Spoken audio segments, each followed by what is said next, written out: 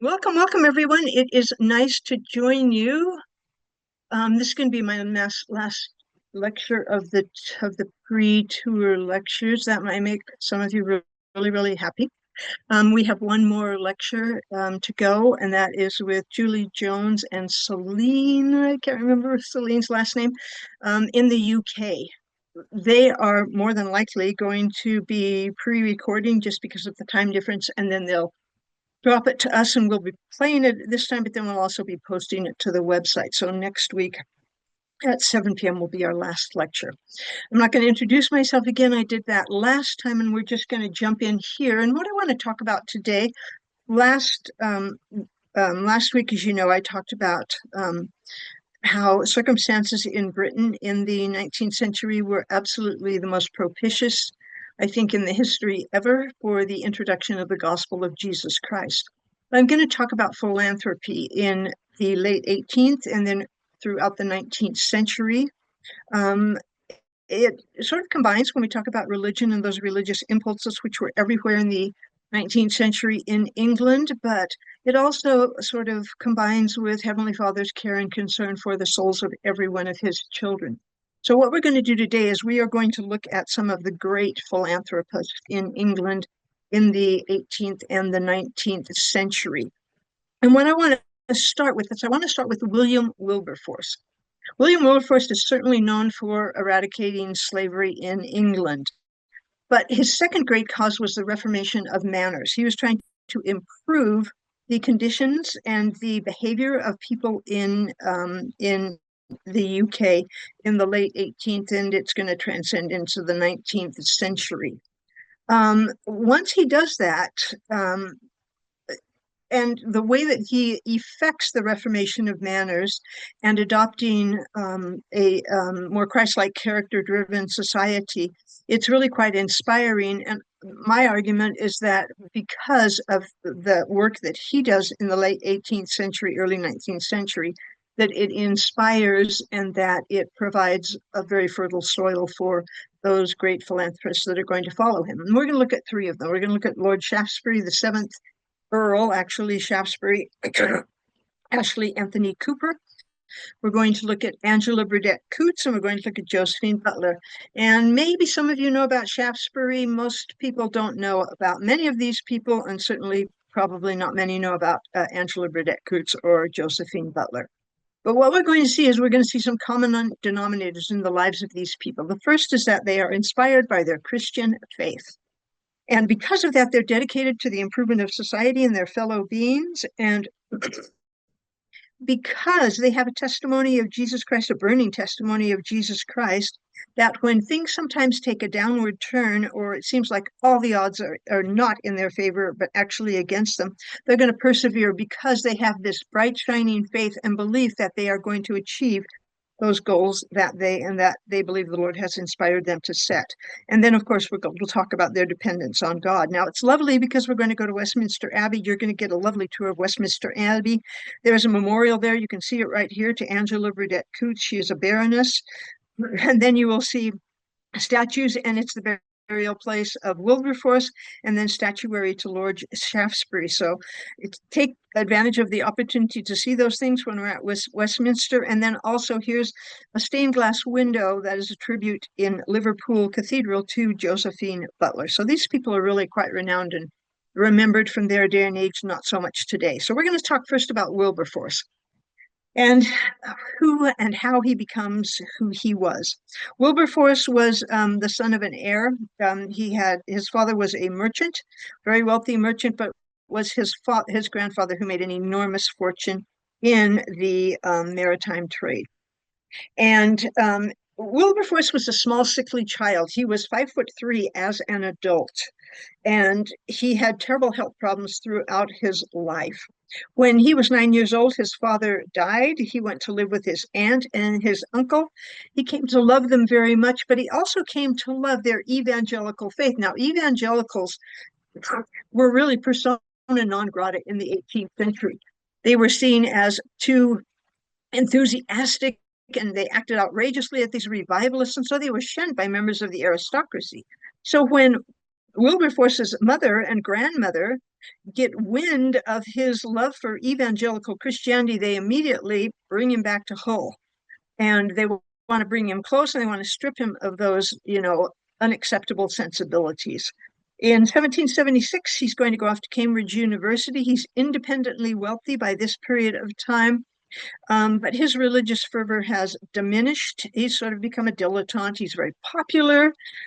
He's not doing anything particularly perverse, but he doesn't really take his studies very seriously. He spends a lot of time with friends. He becomes very good friends with William Pitt. He's going to follow in his father's footsteps, and he's going to become the Prime Minister of England. He's going to be awarded a BA and then an MA, not an outstanding student per se. But one of the things is because of his association with Pitt, they watch parliamentary debates in the House of Commons, and they talk about, Pitt's already set on a career in politics, and he kind of encourages Wilberforce to do the same thing. So when Wilberforce is 21 years old, and by employing £8,000 very wisely, which is totally consistent with what was going on in the 18th and 19th century, is that you would spend a lot of money to get elected. He is elected as a member of Parliament, House of Commons for Hull, Kingston upon Hull. And he's going to take up the life of a pretty typical life of a politician, gambling, drinking. But he is a very witty individual. In fact, Madame de Staël, who is a French socialite and writer, described him as the wittiest man in England. The Prince of Wales said that he'd go anywhere to hear Wilberforce sing. And he had a beautiful voice by all accounts. And he later used that really eloquent, very well-mannered voice to great effect in his parliamentary career. He was described by James Boswell when Boswell listened to him speak in Parliament. Boswell, oops, what did I do? I just pulled off my let me get this back up, my share. Mine's all on, right? Okay, there I am. Okay, so when Boswell hears him speak, he described that he was watching this little shrimp, and he was a very frail, a very thin little guy. And so when he saw him and he got up to speak, he said, what I seemed a mere shrimp mount the table. But as I listened to him speak, he grew and grew and grew until the shrimp became a whale. He was very impressed by his ability to speak. Now, his life is really going to change in 1784. He's on a visit to France with his mom, with his sister, and with Isaac Milner, who is an educator, and he's a devout Protestant. And so together they're going to read a book by Doddridge, The Rise and Progress of Religion in the Soul. And what Doddridge really focuses on is that it's not enough to admit or to say that you are a Christian and to go to church on Sunday, but you have to feel it in your soul, and you have to live Christianity. You have to do Christianity. So they discuss that book at length, and his evangelical sensibilities are reawakened. He begins to rise early. He's reading the Bible. He's praying. He's keeping a private journal. And as you read his journal, you see his transition to stronger and stronger faith. So one of his early entries says, I got a clear idea of the doctrine of religion, but it was quite clear only in my mind. So it's not in his soul and heart yet. And then he wrote, what madness is the course I am pursuing? I believe all the great truths of the Christian religion, but I am not acting as though I did. So I'm not quite living the faith yet, or living that deep-seated faith. Then later he comes to this conclusion, yet I may become religious. Has God not promised his Holy Spirit on them that ask him? So he's basically saying, but there's still hope for me. And so soon after sounding that note, and he's going to sound the other note that becomes one of the two great causes of his life. And this is how he describes it. The problem he sees in the UK is the universal corruption and profligacy of the times, which, taking its rise amongst the rich and luxurious, has now extended its baneful influence and spread its destructive poison through the whole body of the people. In other words, he's saying that the aristocracy is setting a horrible example of profligacy, of debauchery for the people, and the people are acting in kind because of their bad example. And so he writes in 1786 in his journal that what he is going to do is to endeavor from this moment to amend my plan for time. I hope to live more than heretofore to God's glory and my fellow creatures' good.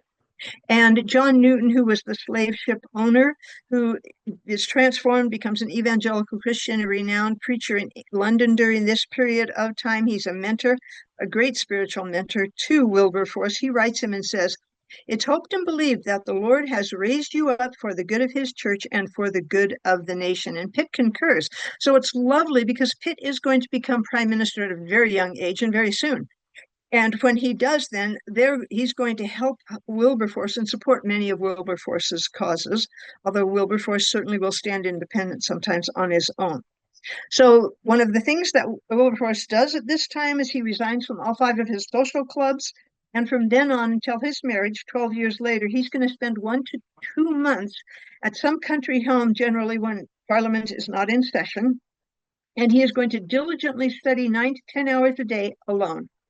He's going to become renowned because he's going to read the great political, religious, and literary works of his days. He's described his pockets are always stuffed with literature on every subject. They're stuffed with notes that he is making. They're stuffed with the letters that he is writing as he is, sort of, taking all of this information and knowledge that is before him and trying to make sense of it in a good Christian way. So the reformation of manners, why is it needed? Life in 18th century Britain is brutal, decadent, violent, vulgar.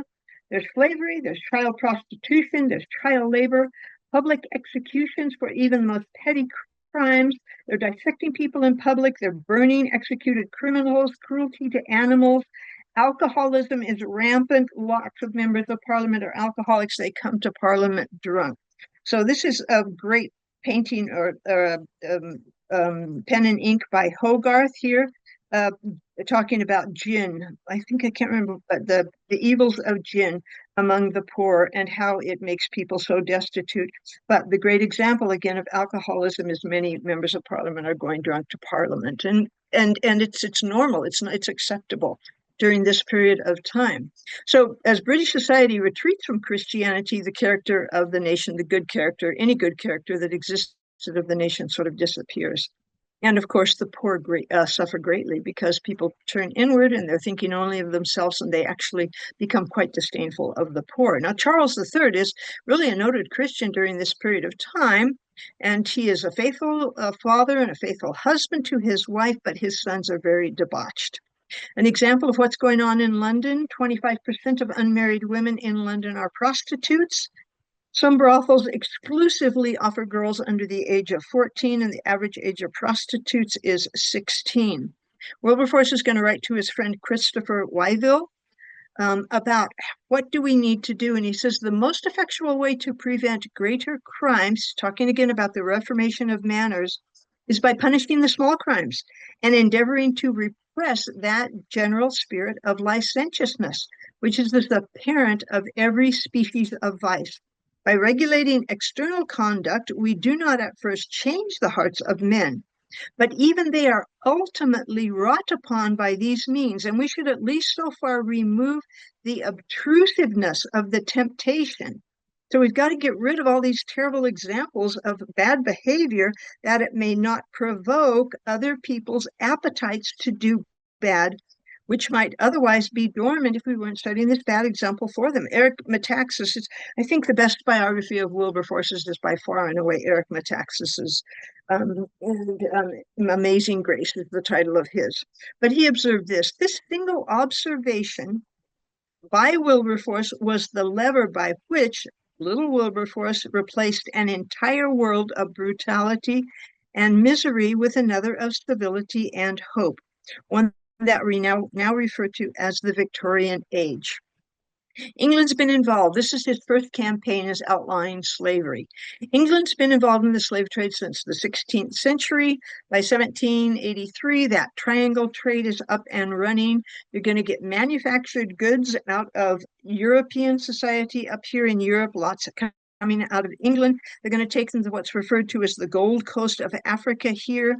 It's something we have to understand about slavery is that the vast majority of the slaves, Stanley and Livingston are the first thing can get into the middle of Africa because you're going to die of malaria. it's just a given. And so all of the capturing of the slaves is going to be done by Africans, slave traders, kings, and then they're going to bring them to those slave forts. And then they primarily want guns so that they can go to war against, other tribes in the region. But they're the ones that are going to gather the slaves, and then they're going to get them to the Gold Coast here. They're going to put them in those slave forts that you find populating the Gold Coast. They're going to get the guns. They're going to get the other manufactured goods from European society. They're going to go here to the Americas. Now, what's also really important to understand is that the vast, vast majority of the slaves in this triangle trade are going to go to Brazil. My daughter-in-law is Brazilian, and she points that out to me frequently, that the horrors of the slave trade really play out in Brazil, where it is egregiously brutal in the treatment of their fellow human beings. 5 million slaves to Brazil, 0.5 million to the United States. That's a lot. They figure about 11 to 12 million are transported during this period of time. 1.4 million are going to die on the voyage. British abolition, seeing the horrors of this, of course, it's that Christian conscience that begins to impel Quakers to petition Parliament beginning in 1783. That's the same year that Wilberforce learns of the horrors of slavery, when his friend Sir Charles Middleton suggests that he start bringing forth the cause of the abolition of slavery in Parliament. And then he becomes friends with Thomas Clarkson. Now, slavery is not going to end because of Wilberforce alone. There are so many people. That Hannah More is going to play a huge role. Thomas Clarkson will. There are so many people. The Thompson family, a lot of all those members of the Clapham sect, we'll talk a little bit about them. They're going to play an enormous role in the eradication of slavery and changing people's mindsets in British society during this period of time. But Clarkson is going to be a particularly close confidant, and he's going to feed evidence of the slavery horrors that he has observed and all the accounts that he has gathered to Wilberforce. Wilberforce is going to get really sick in 1789. We would call it today ulcerative colitis. It's going to be treated by opium because the pain is so excruciating, and periodically it's going to just totally debilitate him. But he's going to carry on this cause of abolition. But in 1789, goes through an illness, and then he brings forth his first bill to eradicate slavery. No good. 1790, no good. 1791, no good again. But he tells everybody, he says this on the floor of the House: "Let us not despair. It's a blessed cause, and success ere long will crown our exertions. Already we've gained a victory. We've obtained for these poor creatures the recognition that they're human beings. Well, for a while, that was shamefully denied. This is the first fruits of our efforts. We need to persevere, and our triumph will be complete. Never, never will we desist till we have wiped away this scandal from Christian name and extinguished every trace of this bloody traffic, of which our posterity, looking back to the history of these enlightened times, will scarcely believe that it had been suffered to exist so long a disgrace and dishonor to this country." All right, that bill is going to come forward, 12 resolutions, talking about how morally reprehensible the trade is, how it's against the notion of natural justice or natural law. It's going to take 27 years under his tutelage, the Clapham sect, and others, that by a vote of 283 to 16, the Slave Trade Act outlaws the transportation of slaves on British ships. But then it's going to be another 27 years. We're talking over 50 years here, until the Slavery Abolition Act is passed in 1833. And it's just a few days before Wilberforce is going to pass away, when they outlaw slavery in the entire empire. Granville Sharp, in 1827, why does it take such a long time for slavery to get eradicated? John Wesley wrote to Granville Sharp. He's another of the great abolitionists during this period of time. Wesley's 84. He's not long for this life, but he observes, "Ever since I heard of it first," this is slavery, "I felt a perfect detestation of this horrid trade. Therefore, I cannot but do everything in my power to forward the glorious design of your society, the anti-slavery society. All the opposition which can be made by men who are not encumbered by either honor, conscience, or humanity will run on through every possible means to secure their great goddess interest. In other words, men that are engaged in the trade, men that benefit from the trade in whatever way, they're going to vehemently oppose you because of the kind of money, filthy lucre that they're making from this trade. But Wesley says, in all these difficulties, what a comfort it is to consider, unfashionable as it is, that there is a God, and that as little as men think of it, he still has all power both in heaven and on earth. To him I commit you and your glorious cause. And as Metaxas observed, they came quickly to understand that they were not just battling against mere flesh and blood, but as the scriptures teach, they were battling against powers and principalities in high places, against evil thrones and dominions. Wilberforce, over the course of his life, is involved in myriad other causes: the Society for the Suppression of Vice, prison reform, improving the lives of the poor, limiting the working hours of children, the Society for the Prevention of Cruelty to Animals, Christian missionary work around the globe, and poor law amendments. 1787, he wrote in his diary, God Almighty has set before me two great objects: the suppression of the slave trade and the reformation of manners. Now, what do we mean by that reformation of manners?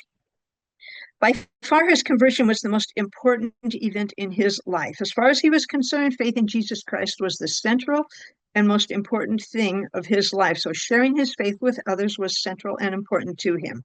Everywhere he went, everyone he met, he tried to bring conversation around to the question of eternity. He understood that most people who went to church and thought themselves Christians were actually in name only Christians, and they knew little or nothing about the faith that they practiced. They're going to set up that Clapham sect. You can go out to London and you can see that area where these individuals live, but it's where they can comfort each other. It's where they can live together, create a place, in harmony with their Christian beliefs, and a place where they can plan together and move forward their causes. And Metaxas explains, it's no exaggeration to say over the course of a few decades, with Wilberforce as their unofficial leader, they quite literally and only somewhat inadvertently changed the world forever. How did they do it? Wilberforce logged hours and hours praying and meditating on the scriptures. He believed that he had a personal relationship and that everyone needed to have a personal relationship with God, and you had to be born again and know he is your savior. You had to devote yourself to his service. You have to pray to him to enable you to be more sincere, more willing, more unreservedly a disciple. And he said, you really have a friend in Jesus Christ. He knelt with his family in prayer twice daily, for some 10 minutes each time. And the Sabbath day and keeping the Sabbath day holy was intrinsically important to him during this period of time. He ceaselessly educated the public through newspapers, periodicals, pamphlets, on what was going on, how evil the slave trade was, and many of the conditions in England during that period of time. But where we really see the reformation of manners is when he secures passage of the 1813 East India Company Act, which allows, and it's, pushing, the British East India Company is there, and they have full control over India, and they are pressing the people. They are engaging in sex slavery. They allow sati, which is where a wife self-immolates on the grave of her husband when he dies. And so this is what he is seeing, and so he pushes forward this legislation. Problem is that aristocrats and politicians, they basically hold during this period of time that humans, by dint of race or sex, are naturally inferior. Some are inferior, some are superior. And you don't need to feel guilty about that. It's just the natural way of things, and it's God's will. And so his mission then is to argue that Christianity is the law of liberty, the eternal law of liberty, and it alone is going to solve society's problems.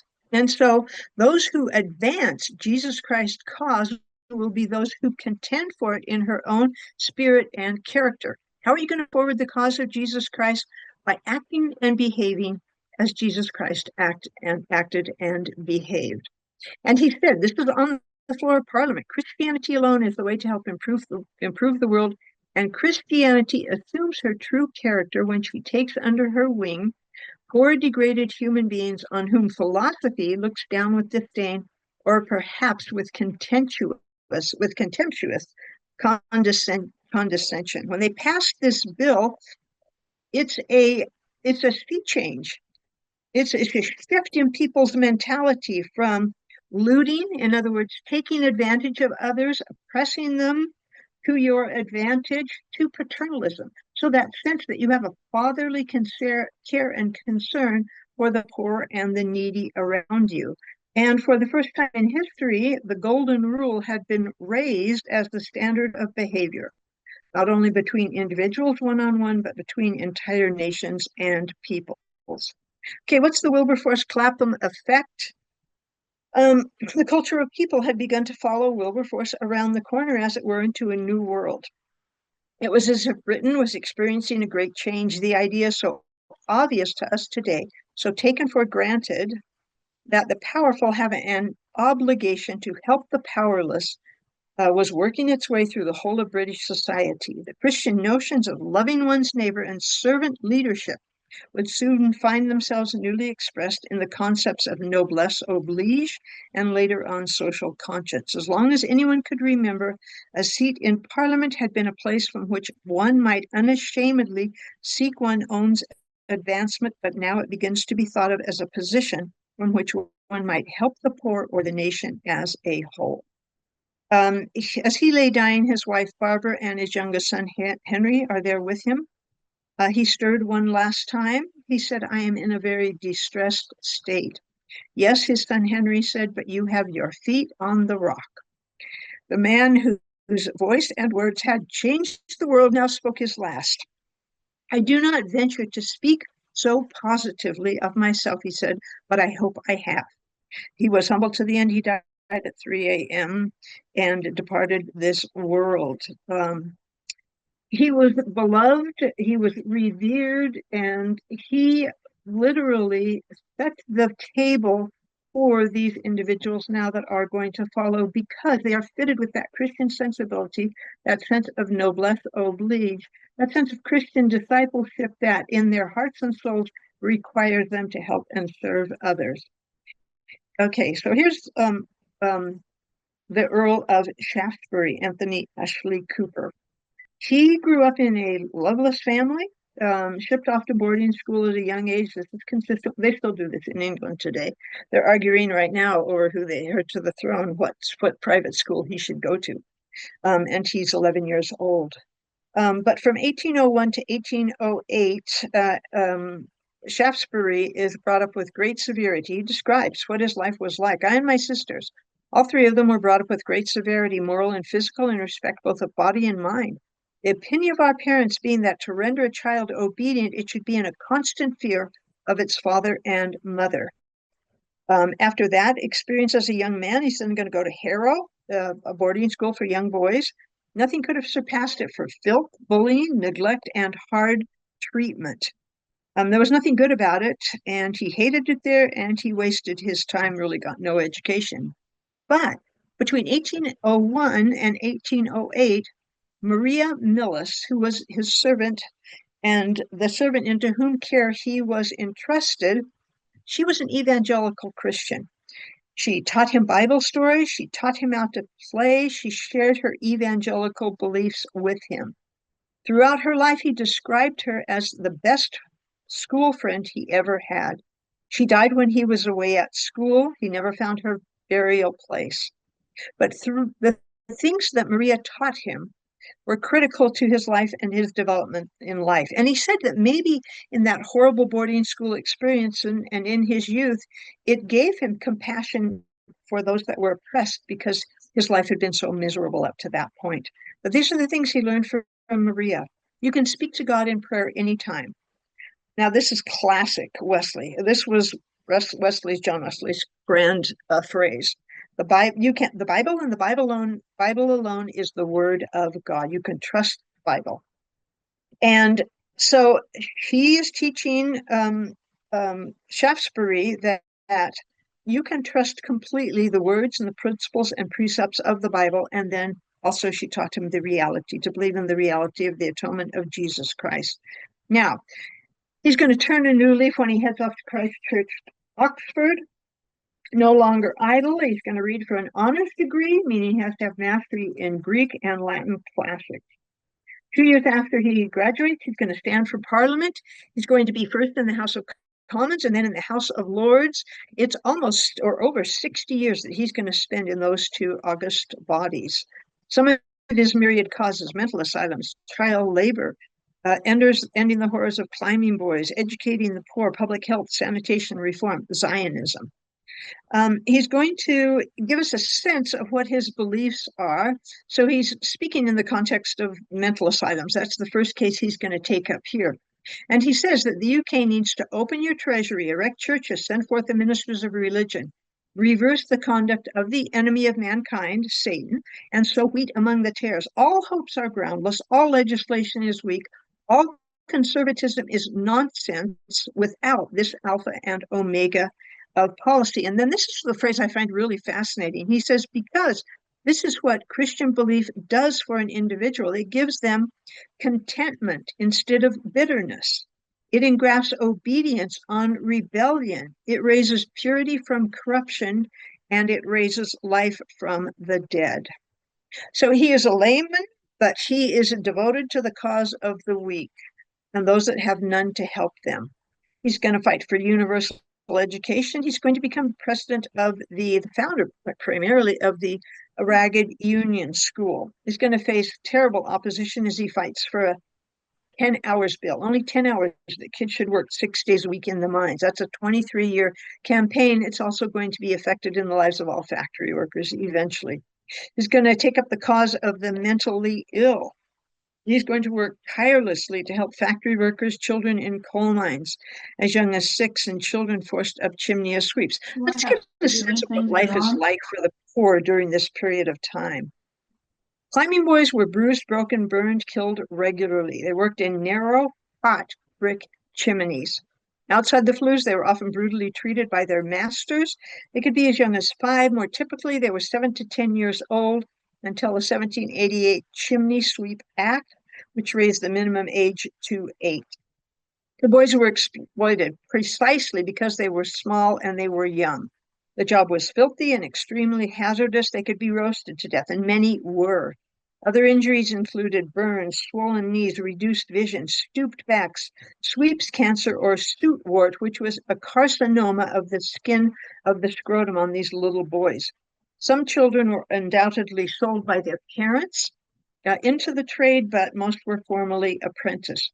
Lord Shaftesbury had this to say in 1875. He called the climbing boys, the chimney sweeps in London, the most oppressed, degraded, and tortured creatures on the face of the earth.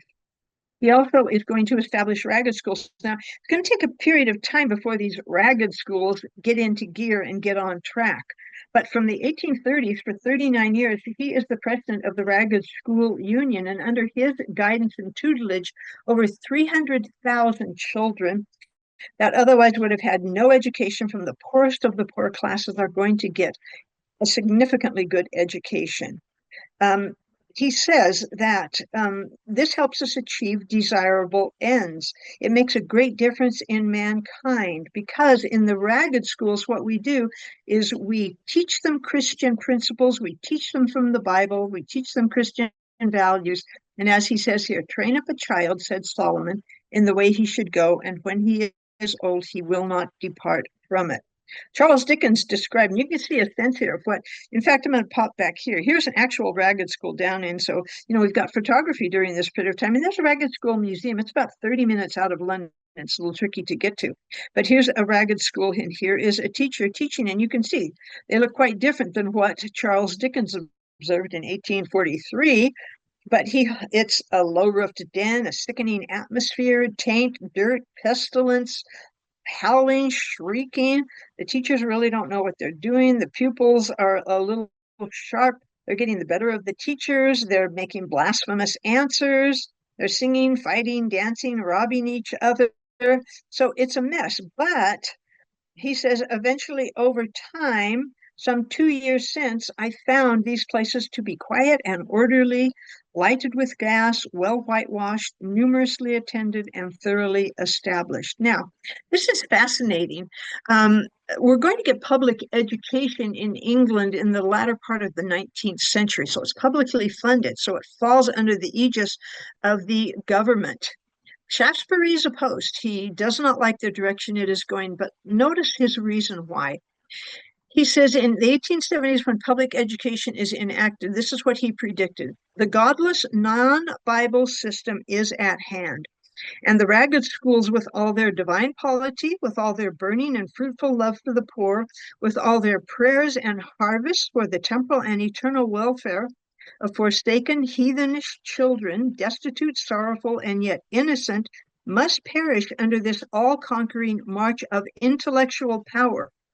Our nature is nothing, the heart is nothing in the estimation of these zealots of secular knowledge. Everything for the flesh and nothing for the soul. Everything for time and nothing for eternity. So he's warning against stripping public education of any kind of religious influence. And we can see some horrors in the world today because that certainly is playing out in many places today. He was maligned. He was mocked for what he did. He was derided. But he worked ceaselessly because Shaftesbury lived by a religion that gave him sustaining power. These were on the walls of his home. They were written in his journals. They're his guiding principles. What hast thou that thou didst not receive from God? Let him that thinketh he standeth because of himself take heed lest he fall. Surely I come quickly. Amen. Even so come, Lord Jesus. He died October 1st, 1885. His funeral was at Westminster Abbey. The streets were lined and lined with throngs and throngs of poor people, costermongers, flower girls, food factory hands, others who waited for hours to see his coffin pass by. Charles Spurgeon eulogized him and said that in taking him home to ourselves, to himself, the great, as the Lord has taken home to himself the Earl of Shaftesbury, we have lost the best man of the age. I do not know whom I should place second, but I certainly should put him first for usefulness and influence. He was a man most true in his personal piety, as I know from having enjoyed his private friendship, a man most firm in his faith in the gospel of our Lord Jesus Christ, a man intensely active in the cause of God and truth. Now, another great philanthropist in the 19th century, Angela Burdett Coutts. The first Baroness Burdett Coutts. She's the daughter of Sir Francis Burdett and of his wife, Sophia, who was an heir to an enormous banking fortune. When she was 23, somewhat unexpectedly, she became the richest heiress in England. She inherited her grandfather's fortune from her stepmother, about $210 million today. She saw this sudden wealth as a God-sent opportunity for her to do good in the world. And she used it to do good. She was deeply religious. She was strongly attached to the Church of England, evangelical wing of the Church of England, but a number of her charities that were endowed were connected with the Church of England, churches, dioceses. She endowed them throughout the British Empire. Her main focus, however, was on helping the poor to help themselves. And this is her explanation.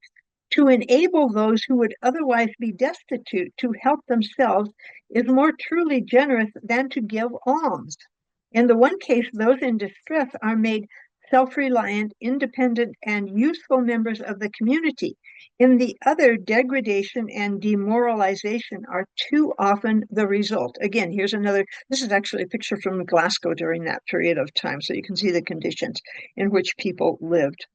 Her efforts extended to uneducated people, disaster victims, struggling artists. She was a great patron of the arts, and she had a magnificent collection herself. They extended to young women in trouble, prostitutes, wounded veterans, the suffering of animals, scientific research, exploration, nursing, churches, schools. And she was the chief contributor and to the founding of the National Society for the Prevention of Cruelty to Animals. During the Irish potato famine, just some examples of her generosity. She spent what would be today millions of dollars to alleviate the dying due to the Irish potato famine. That should be famine, not family. During the potato famine, 1 million people died in Ireland. 1 million people immigrated to America. 800,000 to a million immigrated to the UK to prevent themselves from dying. It was a horrific famine that existed, and very little was done actually by the government, and when they did, it was too little too late. But she spent vast amounts of money trying to save these people. She founded the Ordnance Survey of Jerusalem, better drinking water there, but they did a comprehensive survey map that ended up being the basis for much of the future Jerusalem archaeological research. She tackled poverty. She was very good friends. She collaborated with Charles Dickens to alleviate poverty in the slums of London, in Bethnal Green, in Westminster, and Bermondsey. She improved sanitation and hygiene there, water faucets, spigots, drains down the street. She co-founded Uranian College with Dickens, which was a refuge for prostitutes, but also a place where they could gain skills that allowed them to go out and have gainful employment. She built St. Stephen's Church in Westminster. There today, she provided funding for those that wanted to immigrate to the colonies. This was a wonderful opportunity for many people to improve their lives. And then she gives financial support to Florence Nightingale so that she could improve nursing techniques during the Crimean War. She funded the scientific explorations of Doctors Stanley and Livingstone in Africa. At the Chicago exhibition in 1893, she compiled and edited a book describing women's work in England, but she would not mention herself in any of the good she had done. But her friend, the Duchess of Teck, arranged for a separate publication of a special memoir. And she wrote of the Baroness, great as have been the intrinsic benefits that the Baroness has conferred on others, the most signal of all has been the power of example, an incalculable quantity which no record of events can measure. She has ever sought also to increase the usefulness of women in their homes, to extend their opportunities of self-improvement, and to deepen the sources of influence which they derive from moral worth and living a good Christian life. This is one of, I think this is an exquisite painting, and this is one in her collection. There was a prominent one in her collection of art. It's of Christ walking on the water. She died the 30th December 1906 at age 92. For 2 days, her body lay in state, surrounded by tributes. Nearly 30,000 people, rich and poor, paid their last respects to her. She was buried in Westminster Abbey, January 5th, 1907, laid in the nave on the west door amidst notable demonstrations of grief in the presence of a vast congregation of both the rich and the poor. Her character and her career gave philanthropy a worthy model in the breadth and sincerity of her sympathies and in the variety of her social and intellectual interests. She had no rival among contemporary or past philanthropists. She became in her time a great and honored English institution, and most of her enterprises bore lasting fruit. All right, the last person that I want to talk about, and this is one of the great ironies, Josephine Butler and Angela Burdett Coutts died on the same day. That to me is, I think there's something to that. But let me tell you a little bit about Josephine Butler. Very much, I would say, if you want to understand who Josephine Butler was, she's very much in line with the family approximation on the family. Each person is a beloved spirit son or daughter of heavenly parents, and each has a divine nature and a destiny. Josephine was born way up in the borderlands of Northumberland, there on the Scottish borderlands. It was a hardy people, very much independent. The north of England, way up on the north, very different than the south of England during this period of time. She was born on the 13th of April, 1828. Came into the world prematurely. She was not supposed to live. She always had heart and lung problems throughout her life, terrible problems with her health, but she carried on outlived most of her contemporaries and did the most extraordinary good in the world. She was the seventh of 10 children, born to John Gray and Hannah Annette, very devout Christians. Came from a very loving, happy family, but by her teen years, she had been in Ireland during the potato famine. She came upon the body of someone that had hung himself on the. Her father managed a huge estate there on the borderlands, and while she was writing the estate, she came upon the body of a man who had hung himself. He knew well the horrors of the slave trade. Her father was very involved in anti-slavery causes and campaigned, relentlessly for the eradication of slavery. And so she was very involved and enamored by that cause and took it up herself. And so she had heard, or she had observed, quote, some of the saddest miseries of earth, injustices, inequalities, cruelties practiced by man on woman. And so in her later teens, she was trying to make sense of how all these horrible things could happen in the world. And so she spent a lot of time in the forests and in the valleys and in the dales there up in Northumberland outside their home. She described in her diary, the world appeared to me to be out of joint. There was much pain in an effort to come to speak to God and to know him. For hours, I fought the battle alone in deep recesses of the beautiful words. For hours and days and weeks in these retreats, I sought the answer to my soul's trouble. It was not a speedy or an easy victory, but thanks be to God, the light and hope and guidance which he never denies to them who seek and ask and knock, and which becomes for them an anchor of the soul, sure and steadfast. Now, there were a couple of things she asked of God. She asked the Lord, or the Lord, she asked that he would reveal to me his one constant attitude towards his lost world, to show me his heart, to show him, so that, and then I would show him my heart. She wanted to have Christ's love for sinners. And she says, he did not deny my request of his own heart's love for sinners, his own heart's love for the world.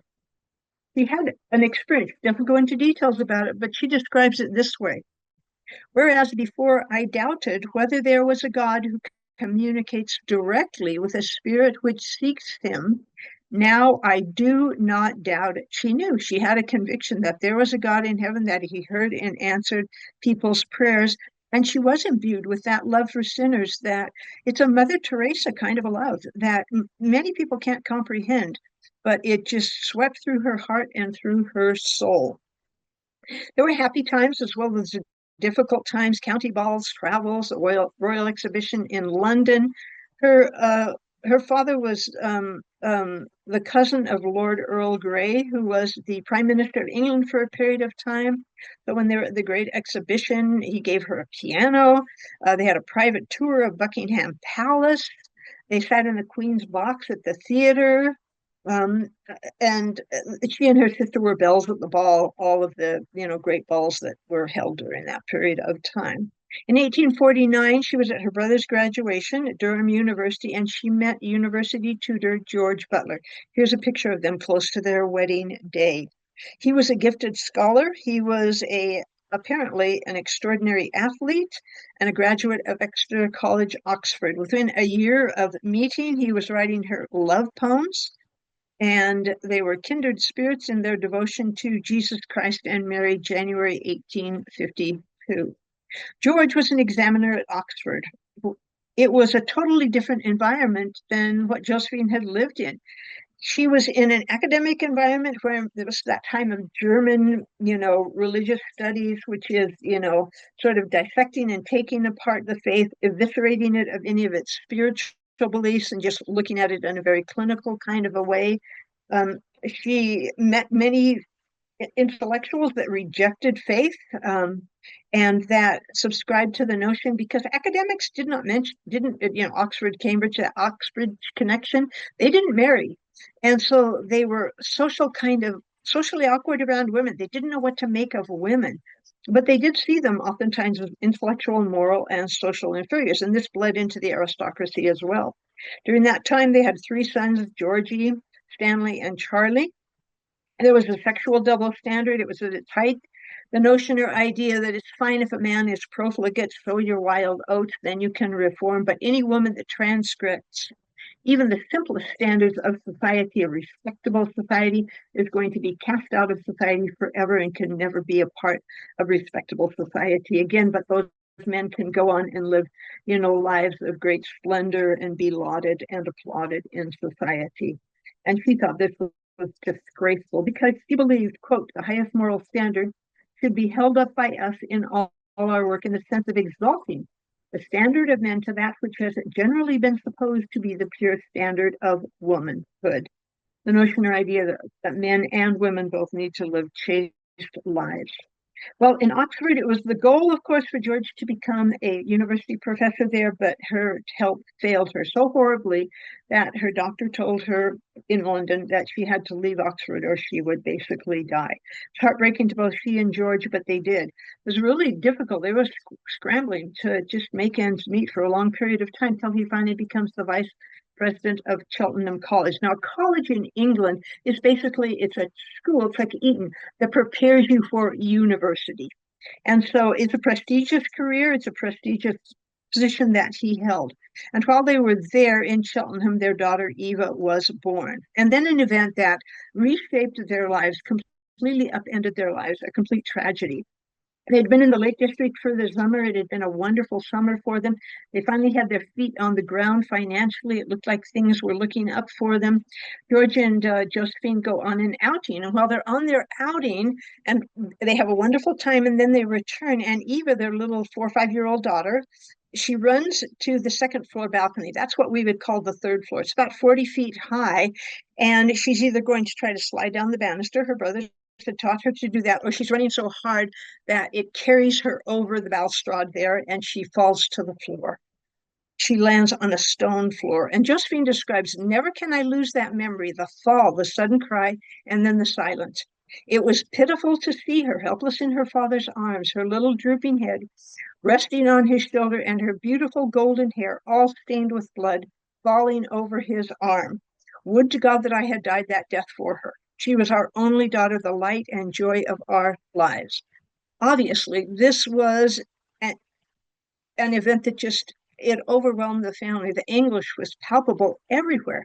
Everyone that knew them, everyone that loved them in the family, outside of the family, and friends. And they struggled with this seemingly senseless strategy, but ultimately they came to a deeper faith. This is how Josephine described it.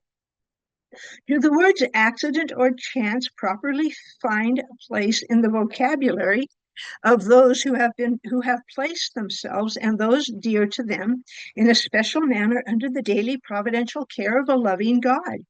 Here there entered into the heart of our grief the intellectual difficulty, the moral perplexity and dismay, through that dark passage which some toil only to emerge into a hopeless and final denial of God, the complete bankruptcy of faith, and others, by the mercy of God, through a still deeper experience, go into a place where they have a yet firmer trust in God's unfailing love. And so that's where this experience took them.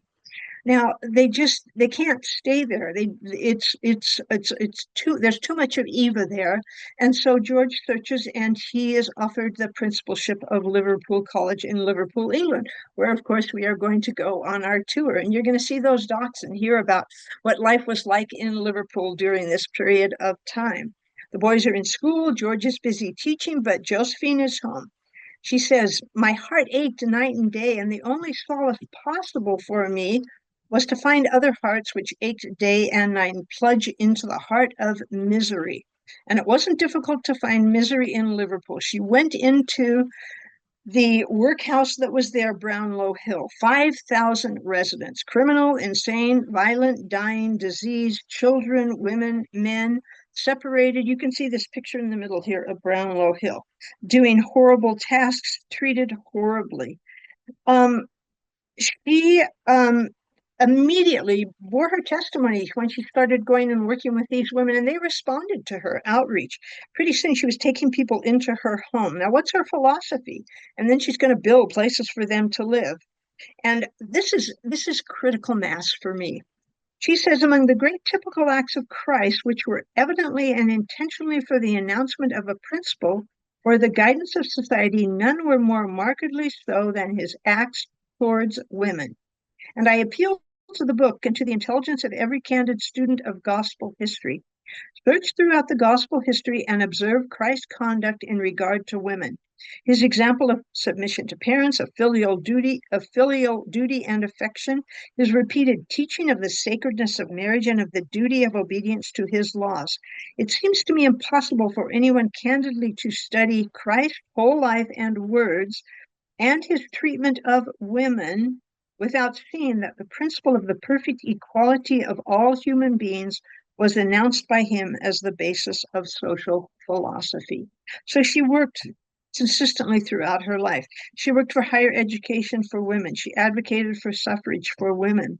She established multiple houses of rest for dying and diseased prostitutes. She built an industrial home. She wrote numerous books and pamphlets, and she supported and worked with the Salvation Army, advocated for a women's gallery, and you can see what here, finally, for the women so they could observe the Houses of Parliament, home rule, police reform, legislation for raising the age of sexual consent, an expose that helped pass a criminal law amendment bill that raised this age of sexual consent to 16 in England, where before it had been 12. Her great cause was the repeal of the Contagious Disease Acts. It was a 2-decade campaign. They basically had state-run prostitution in England. She realized that it would lead to the degradation of the nation and that these laws turned women into state slaves.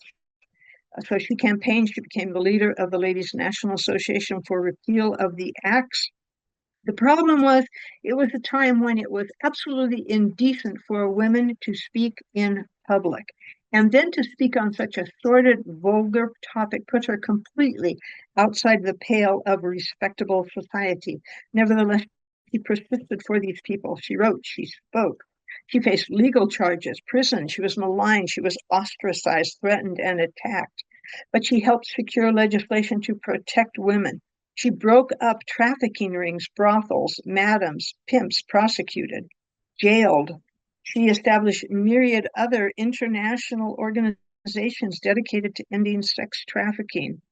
She campaigned against the regulation of prostitution throughout the empire, and she inspired thousands of other women to take up these causes around the world. I'm just going to share just some of her, so you can kind of get her sensibilities. This is one of my favorite quotes by her. It sure changed the way that I saw the Savior, Jesus Christ. Of course, most people in Victorian society, especially in the upper crust, they sort of shunned and loathed prostitutes. But Josephine loved them. She was once asked, testifying in the House, she was testifying in Parliament before a body of legislators, and they were asked, how can you consort with prostitutes? How can you do that? And she said, well, I just see myself as a fellow sinner.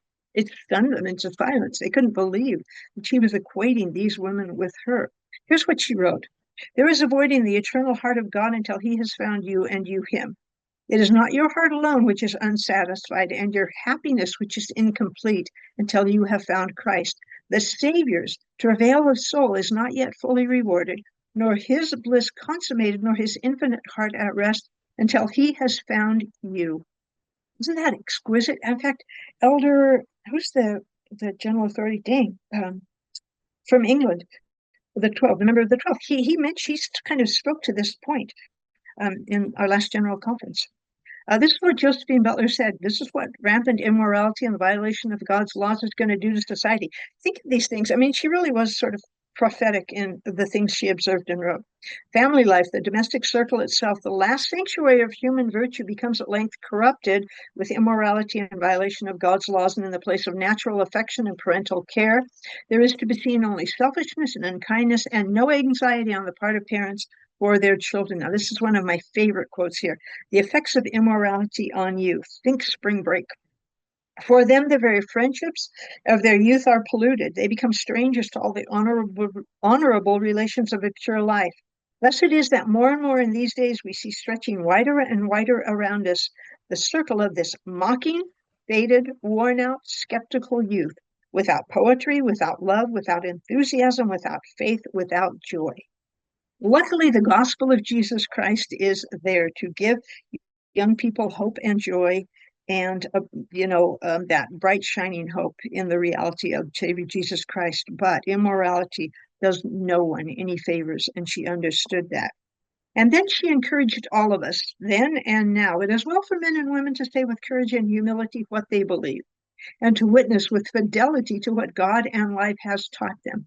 The fashion of esteeming it childish to hold a strong, objective faith encourages timidity. It now needs some little courage to confess to a belief which many Christians have abandoned.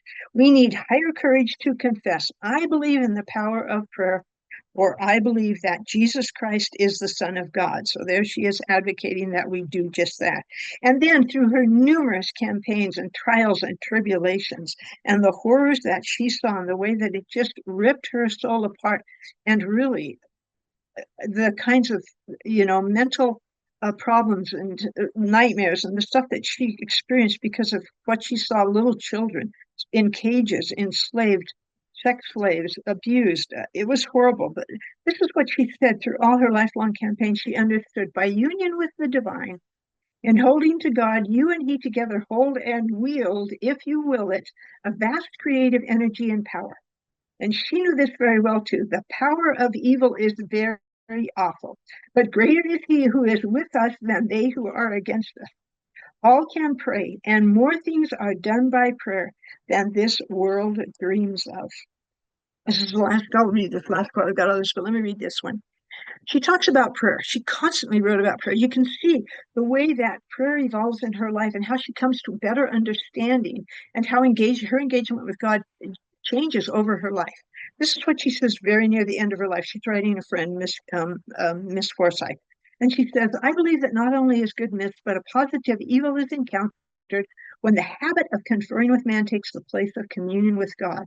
It requires a degree almost of heroism when pressing business and voices on all sides seem to be claiming us, to close our chamber door and lock out not only our fellow men, but their opinions and judgments. When we can so easily get the advice of good men, it requires some force of character determined to work out alone with God the problems which trouble us. Yet it must be done if you are to rise to the full stature of your individual manhood and womanhood, and if you are to have any influence for good. God has many things to say to us, but we cannot bear them because we have so little time to listen to them. Oh, what a loss to ourselves and to the world. We are too busy and too childish, too backward to learn, too little swift to hear the divine voice. I think he is very sorry, because we cannot yet bear them and are not yet fit to receive them. We cheat ourselves when we don't spend time in prayer. And so I won't do these others, but 1903, age 78, she moves in with her son, George. She's having trouble breathing. She thanks her caregivers for their tender care. She whispered a final prayer, and 2 hours later, quite peacefully, she died. National outpouring of grief for both she and Angela Burdett Coote, described as the two last heroic figures of the 19th century who died on the same day. She persevered, she overcame because of her love and concern for women and children, and spent countless hours rescuing them and teaching them of God and Christ's interest and love for them. She became an icon to women around the world, and they took up her causes, and her explication of gospel truth resonated. And while she was hated by those who sought the degradation of society, she was revered by countless faithful followers. All right, we talked last week a lot about these extraordinary members of the Church of Jesus Christ of Latter-day Saints and the converts and all that they did. But there are so many great other devout individuals in that Victorian world that we are going to visit in a little under 3 weeks period of time. I look forward to being with you and to sharing, stories of these people's lives, people that I love and adore and have set such a fabulous example for me. And thank you for listening. And way past time, I know, probably no questions, but if anybody has a little question, otherwise we will end our meeting for this evening. Turn it back over to you, Bruce. Doesn't look like we have any questions in chat, so thanks everyone for coming, and we'll see you next week. Okay, thank you.